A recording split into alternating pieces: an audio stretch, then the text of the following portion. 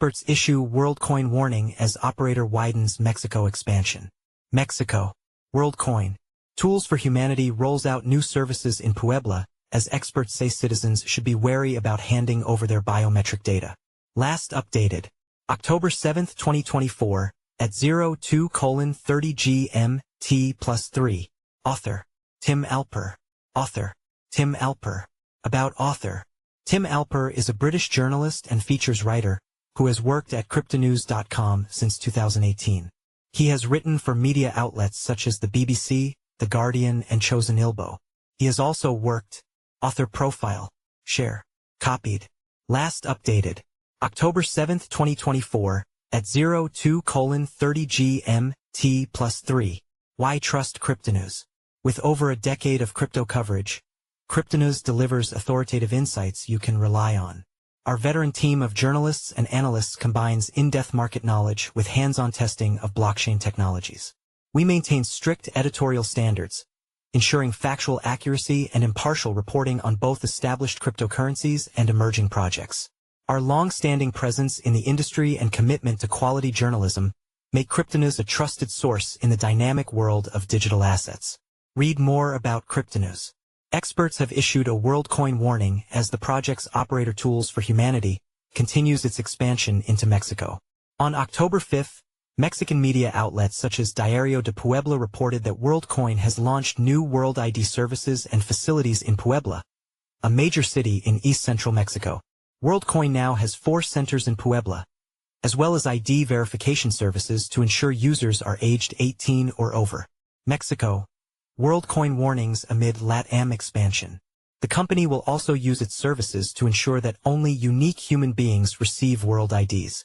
However, security and IT experts have expressed caution, with Worldcoin still battling regulatory issues in Mexico and the wider LATAM region.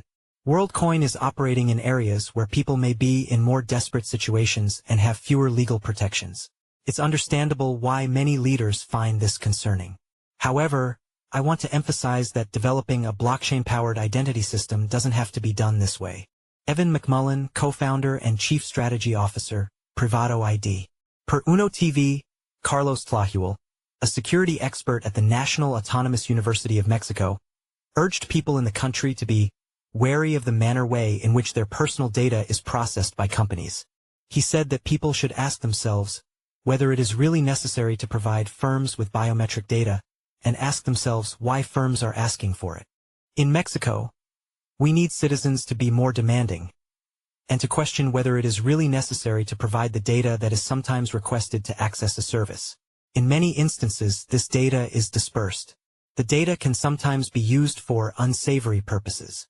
Carlos Tlahuel, security professional at the National Autonomous University of Mexico. Some suggest that Worldcoin has specifically targeted growth in LATAM due to possible regulatory hurdles elsewhere. Evan McMullen, co-founder and chief strategy officer at the digital identity company Privado ID, told cryptonews.com. New technology designed to secure the identities of the entire internet should be built by empowering all communities. Worldcoin doesn't operate in the US or most of the EU. It's worth noting that those regions have meaningful financial resources and strong personal data protections and represent significant usership and value in digital spaces. This makes collecting biometric data expensive and legally complex there.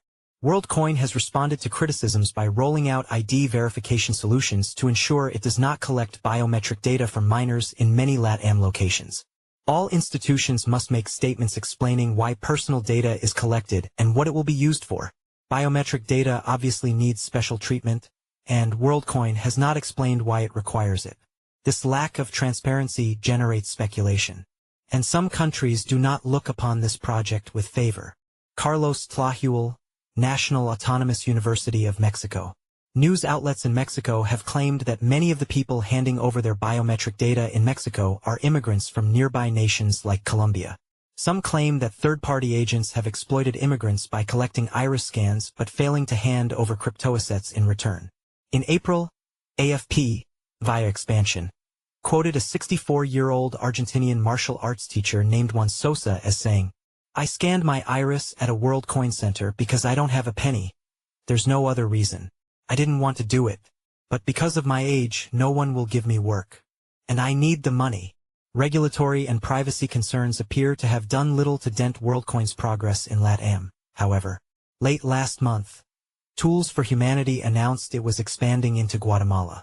Follow us on Google News.